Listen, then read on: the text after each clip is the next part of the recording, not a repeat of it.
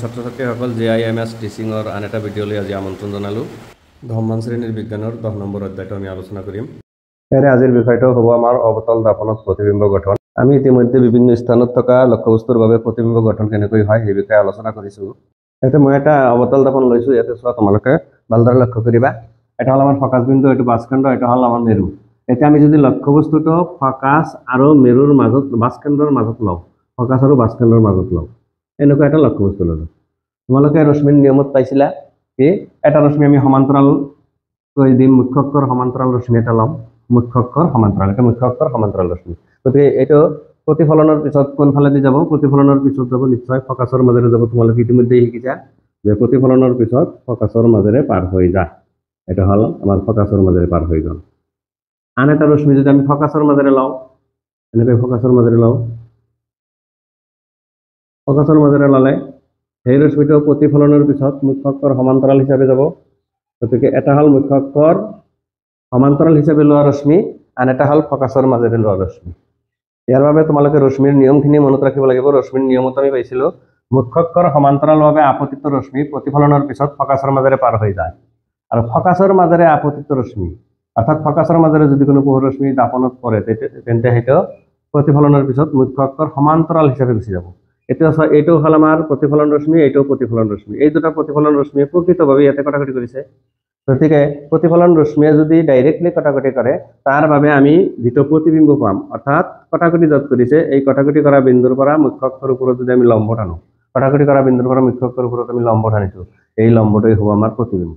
লক্ষ্যবস্তুটোৰ নাম যদি আমি A B দিওঁ, প্ৰতিবিম্বটোৰ নাম হ'ব A ড্যাশ B ড্যাশ। এইটো হ'ল আমাৰ প্ৰতিবিম্ব।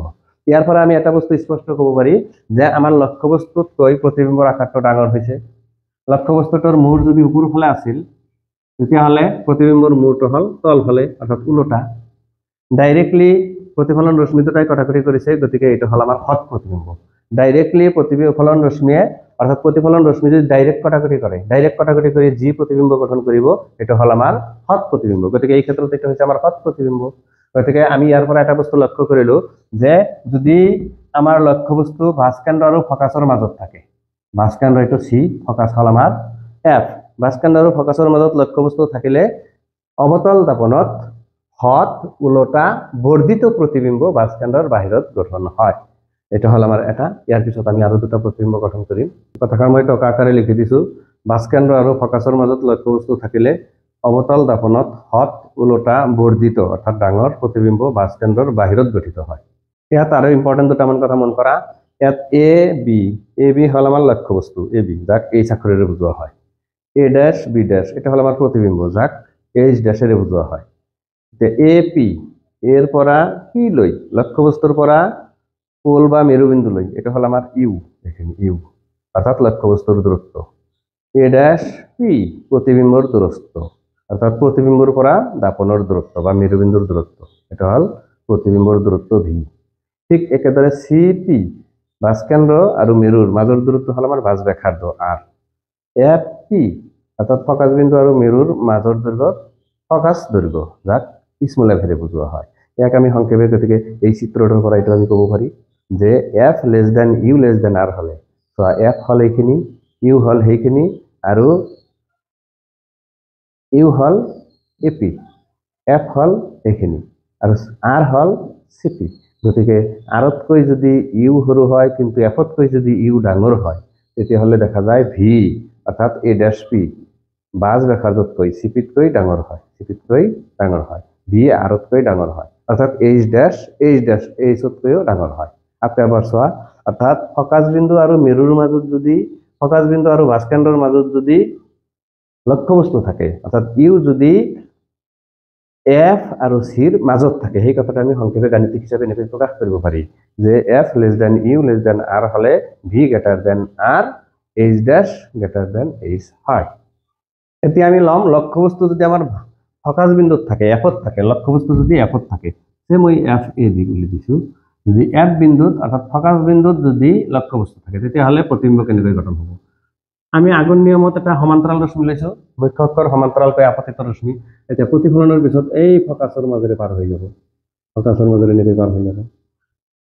এতিয়া আন এটা বিন্দু যদি তুমি মেৰুবিন্দুত লোৱা, পোল বা মেৰুবিন্দু যদি আন এটা ৰশ্মি লোৱা পোল বা মেৰুবিন্দু তেতিয়াহ'লে আপতন কোণ এইটো আপতন কোণ আই ঠিক সমান একে সমান প্ৰতিফলন কোণ কৰি গুচি যাব একে সমান প্ৰতিফলন কোণ কৰি গুচি যাব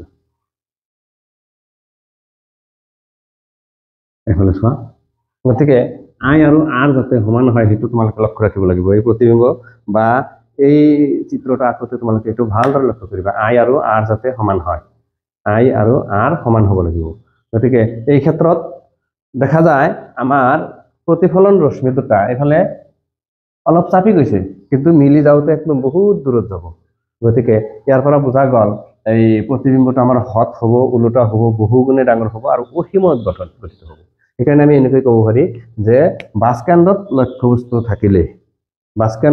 লক্ষ্যবস্তু থাকিলে গঠিত অৱতল দাপনত গঠিত প্ৰতিবিম্ব হট ওলোটা বাছকেন্দ্ৰৰ বহুত দূৰত অৰ্থাৎ অসীমত গঠিত হয় ভালদৰে মন কৰিবা ইয়াৰ পৰা আমি সিদ্ধান্ত পালো কি ফকাস বিন্দু বা মুখ্য ফকাসত লক্ষ্যবস্তু থাকিলে অৱতল দাপনত হট ওলোটা বহুগুণে বৰ্ধিত প্ৰতিবিম্ব অসীমত গঠিত হয় দাপনৰ সন্মুখত অসীমত গঠিত হয় এতিয়া আমি আন এটা ইম্পৰ্টেন্ট ছবি লৈ যাম এটা হল আমাৰ ফকাস আৰু মেৰুৰ মাজত যদি লক্ষ্যবস্তু থাকে তেতিয়াহ'লে প্ৰতিবিম্ব কেনেকুৱা হয় মোস্ট ইম্পৰ্টেন্ট হেটো এইবাৰৰ এইচএসএলসি পৰীক্ষাত আহিছিল গতিকে ইয়াক আমি এনেকৈ ক'ব পাৰি u is equal to f হলে v greater than u h dash greater than h হয় এবাৰ চোৱা আমি এটা লক্ষ্যবস্তু লৈছো f আৰু p ৰ মাজত অৰ্থাৎ মুখ্য ফকাস আৰু মেৰুৰ মাজত মুখ্য ফকাস হল আমাৰ f আৰু মেৰুৰ মাজত যদি আমি কোনো লক্ষ্যবস্তু লওঁ নাম আমি ab দিব পাৰি তেতিয়াহ'লে ইয়াৰ প্ৰতিবিম্ব কেনেকৈ গঠন হ'ব মই প্ৰথমে এটা মুখ্য অক্ষৰ সমান্তৰাল ৰশ্মি লৈছো ই যাওঁতে ফকাসৰ মাজেৰে পাৰ হৈ যাব ইতিমধ্যে ৰশ্মিৰ নিয়মত তোমালোকক দিয়া হৈছে যে মুখ্য অক্ষৰ সমান্তৰাল ৰশ্মি প্ৰতিফলনৰ পিছত ফকাসৰ মাজেৰে পাৰ হৈ যায় ইয়াৰ পিছত চোৱা আন এটা ৰশ্মি আমি পোল বা মেৰুবিন্দুত ললো গতিকে এইখিনি হল আমাৰ আপতন কোণ এই আপতন কোণৰ সমান প্ৰতিফলন কোণ কৰি গুচি যাব আপতন কোণৰ সমান প্ৰতিফলন কোণ কৰি গুচি যাব আনুমানিক লৈছো তোমালোকে স্কেল বা কোনো যন্ত্ৰ ব্যৱহাৰ কৰিব পাৰা এতিয়া দেখা গ'ল এই প্ৰতিফলন ৰশ্মি দুটা এটা আন্তৰ পৰা দূৰত্ব কেৱল লাহে লাহে বাঢ়ি গৈ আছে ফাক হৈ আছে গতিকে এইটো কেতিয়াও কটাকটি নকৰে হে আমি কি কৰিম এই ৰশ্মি দুটা পিছফালে বঢ়াই দিম এই ৰশ্মি দুটা যদি আমি এনেকৈ পিছফালে বঢ়াই দিওঁ এনেকুৱা হ'ব নিশ্চয় মই হাতে ৰাখিছো তোমালোকে স্কেল ব্যৱহাৰ কৰিবা এনেকুৱা হ'ব গতিকে পিছফালে বঢ়াই দিলে এটা সময়ত কটাকটি কৰিব ঠিক তাৰ পৰা যদি আমি মুখ্য অক্ষৰ ওপৰত যদি এটা অবিলম্ব টানো বা লম্ব টানো এটাই হ'ব আমাৰ প্ৰতিবিম্ব আৰু ই হল অহৎ প্ৰতিবিম্ব a dash b dash যেটো থিয় ইয়াৰ মূৰ উপৰ ফালে আছিল এইটোৰ মূৰ উপৰ ফালে অৰ্থাৎ প্ৰতিফলন ৰশ্মি দুটা ডাইৰেক্টলি কটাকটি কৰা নাই সেই কাৰণে আমি এই প্ৰতিফলন ৰশ্মি বঢ়াই দিয়াৰ ফলতহে কটাকটি কৰিছে গতিকে এই প্ৰতিবিম্ব হল আমাৰ অহৎ থিয় আৰু নিশ্চয় তোমালোকে চাইছা লক্ষ্যবস্তুতকৈ প্ৰতিবিম্ব বহুগুণে ডাঙৰ হৈছে এটা হল আমাৰ লক্ষ্যবস্তু ab আৰু প্ৰতিবিম্ব হল a dash b dash এটো ইয়াতকৈ বহুত ডাঙৰ হৈছে এই চিত্ৰটো মোস্ট ইম্পৰ্টেন্ট কেইবাবাৰো পৰীক্ষাত ইতিমধ্যে আহিছে তোমালোকৰ গতিকে ভালদৰে এটো কৰিবা আমি দাপন m dash বুলি দিব পাৰি মিৰৰ m dash দিব পাৰি গতিকে ইয়াতে ভালদৰে লক্ষ্য কৰা আমাৰ ইউ হল ap এইখিনি হল ইউ আনহাতে a dash p এইখিনি হল b গতিকে v টো হল আমাৰ পাছফালে গৈছে অৰ্থাৎ সোঁফালে গৈছে